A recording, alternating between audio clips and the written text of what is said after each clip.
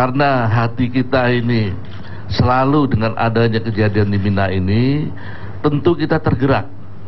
Jadi saya bersama-sama Pak Fadlijon dan Pak Jazuli, karena fungsi kita juga harus melihat ini rakyat Indonesia dalam keadaan yang susah, ada berkorban.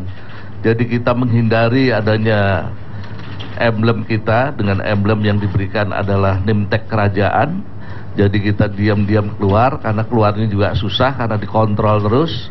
Dan kita jalan sampai 5-7 kilo mencari jalan keluar, melihat adanya suatu di mana kejadian yang ada. Dan akhirnya kita menemukan tempat rumah sakit yang susahnya bukan main untuk masuk. Jadi untung saya terima kasih Pak Jazuli bisa bahasa Arab, dan bahasa inilah yang membuat kita pun masuknya ini juga dengan susah payah. Jadi kita lihatkan juga dengan emblem kerajaan pun mereka tidak mau tahu, tidak boleh. Jadi saya dengan Pak Jazuli dan Pak Fadli, kita cari akal, ada mobil itu masuk, kita di sampingnya kita terobos, kata ingin tahu bagaimana keadaan daripada korban yang sebenarnya.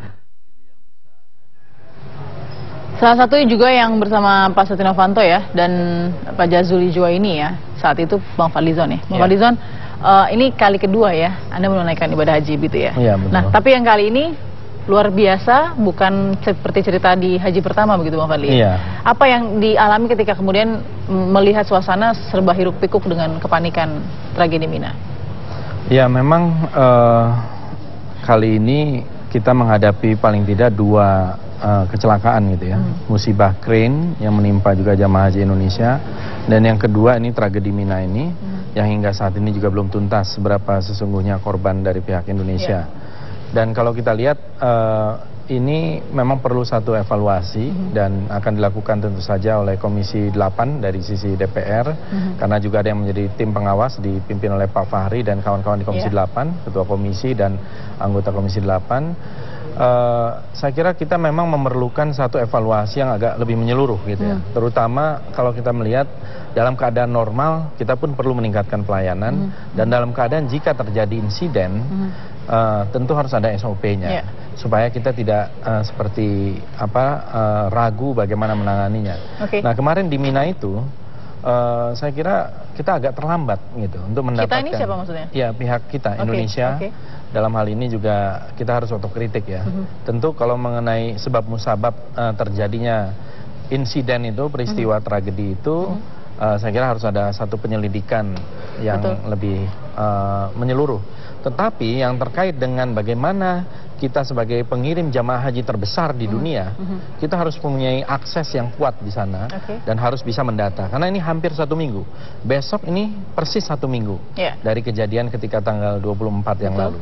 Dan sampai sekarang kita masih belum menuntaskan berapa sebetulnya jumlah yang wafat ya. Sampai sekarang kan 57. Kemudian yang masih belum diidentifikasi, belum ditemukan itu masih 70-an. Jadi dugaan kami juga ketika hari H datang, seperti yang diceritakan oleh Pak Setia Novanto, Ketua DPR, kami datang ke rumah sakit, di Rumah Sakit Emergency Mina. Waktu itu bersama Pak Jazuli, kita langsung berusaha untuk menemukan dan sudah dengar cerita dari korban yang selamat waktu itu, Ibu Ati Rohyani. Kemudian tidak lama kemudian datang lagi ada Pak Tatang Kurnia, Pak Oyo Taryono yang merupakan korban selamat, itu menceritakan bagaimana kejadian. Kita sudah bisa menduga pada saat itu, pada sore hari itu, kemungkinan akan banyak jamaah haji Indonesia yang menjadi korban. Tapi dengan kedatangan, maaf Pak Wali, ketika datang ini dengan memenuhi undangan raja ya sebenarnya. Betul. Saat ada kejadian, itu komunikasi masih jalan terus atas nama undangan atau ternyata jadi tidak fokus dengan pertemuan? Sebenarnya kan undangan raja untuk berhaji. Ada Raja Maroko juga ikut, Perdana Menteri Mesir, ada Ketua Parlemen Irak dan lain-lain bersama rombongan.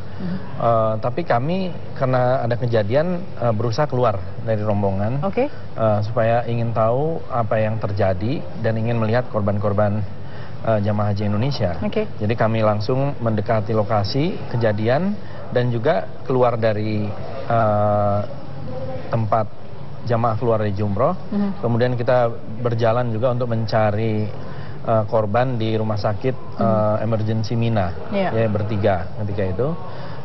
Kemudian dan mendapati ada sejumlah korban gitu. Oke, apa sih yang paling real Bang Fadli yang Anda temukan ya ketika kemudian mencoba membantu WNI di sana gitu? Apa yang paling real ditemukan pada saat pihak Arab Saudi mencoba untuk mengantisipasi kepanikan itu gitu? Saya kira mungkin yang perlu dievaluasi juga, ini kan korban yang terjadi adalah karena berdesak-desakan, berhimpit-himpitan, kemudian banyak yang terinjak-injak. Kalau kita boleh ya untuk bercerita atau memberikan saran, mestinya jangan diangkut langsung seperti itu, tapi diidentifikasi dan diberikan mungkin pertolongan pertama. Kita tidak tahu apakah orang-orang yang mengangkut melakukan evakuasi ketika itu adalah orang-orang yang kompeten atau tidak. Mereka ini adalah tenaga medis atau sekedar tenaga lapangan untuk mengangkut badan, atau kan kita belum tahu mereka ini sudah meninggal atau mereka masih bisa diberikan pertolongan. Betul. Ya. Jadi kita tidak tahu. Tapi itu yang tidak sama sekali tidak menurut cerita ya? dari jamaah yang selamat, evakuasinya berjalan sangat cepat sekali.